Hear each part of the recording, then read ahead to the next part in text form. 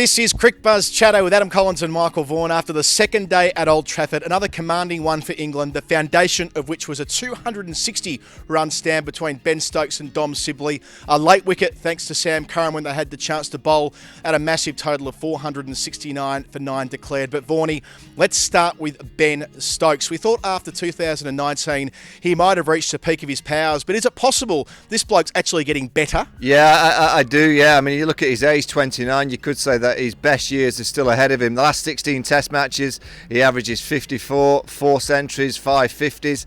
It's just his control and his manner. You just know that when he goes out to bat, he reads the situations, he's got defence, he can play the paces, he can play the spinners.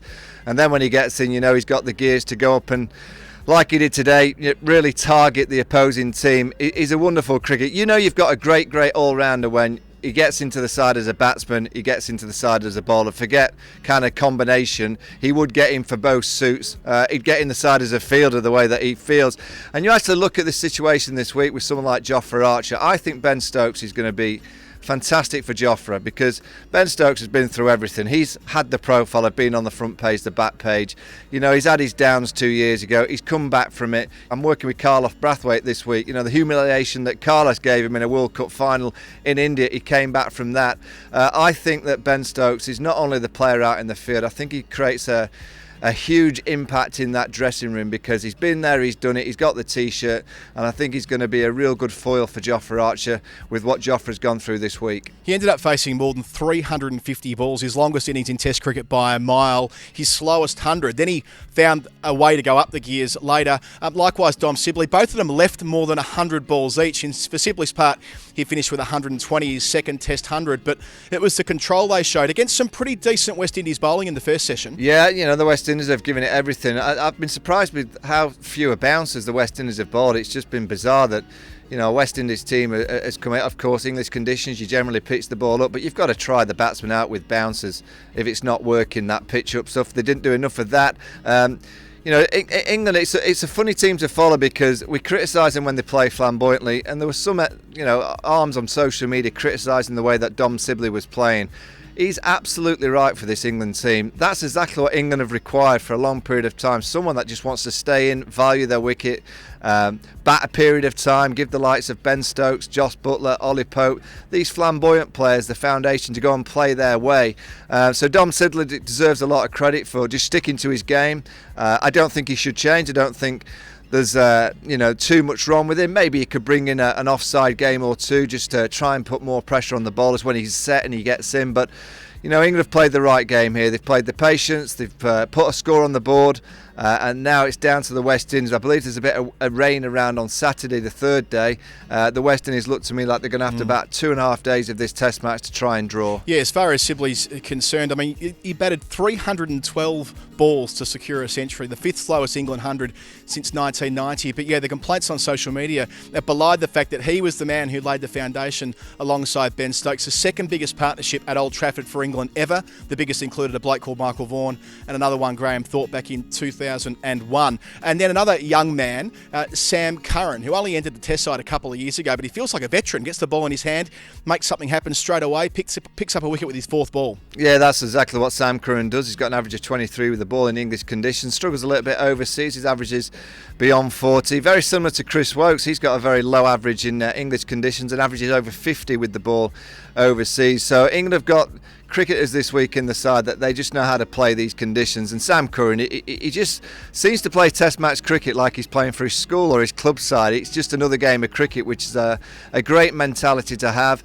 England in the box seat, and with the angle changes of Sam Curran, obviously Stuart Broad with nothing to prove to me, but in his own mind he'll have something to prove. Chris Woakes, again, nothing to prove to me in these conditions, but vying for a regular place in this side. And then you've got Ben Stokes himself and the off-spinners of Don Bess and Joe Root. England should have plenty in that armoury to force the West Indies under a huge amount of pressure in the next few days. And Curran ever so close to picking up the night watchman with the penultimate ball of the day. That was hitting middle stump. Had Joe Root reviewed, as he did with Curran at the start of his spell, England would have 2 wickets tonight rather than just the one. As far as the West Indies are concerned, we said they bowled really well in the first session, beating the bat routinely, and they kind of kept it together until the end. They gave up some cheap runs, some poor fielding at the very end of England's innings, but it's all about that important word of resilience, as it was at Southampton. We talked about it last night, Vaughanie.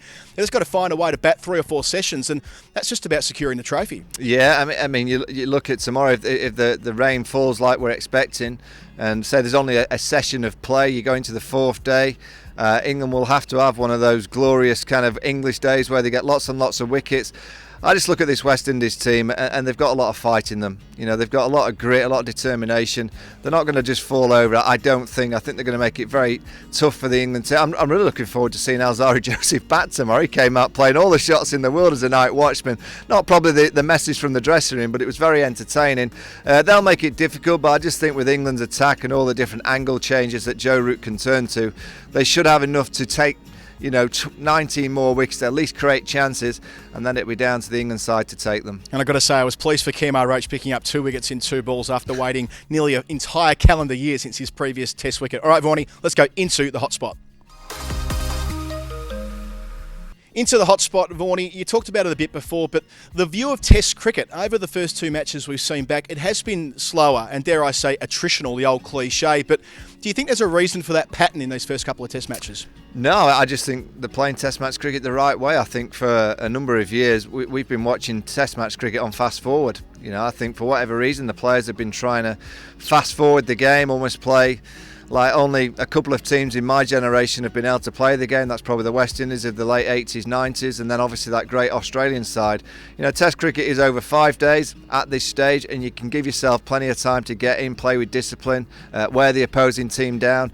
I said many times over the last few years that for whatever reason, whether it's T20 cricket, just the modern world that we're in, too many players have been trying to get on with it too much. Well, this week and last week we've seen a little bit of the old school patience, discipline, defence. It stands you a long way in Test match cricket.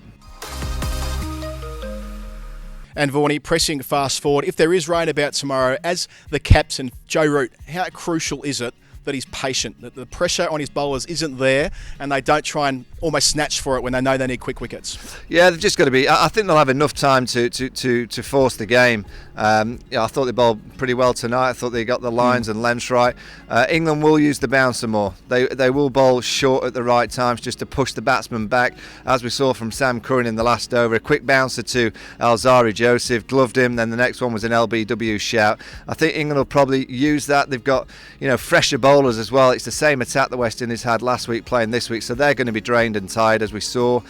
This is a brand new England bowling attack with plenty to prove, so their paces will continue. You would expect, with the pressure of all the places around the England side, to be around the 85 miles an hour mark, so it's perfect for Joe Root. A big day for England. They lead by 437 runs thanks to Dom Sibley and Ben Stokes. Can they run amok tomorrow?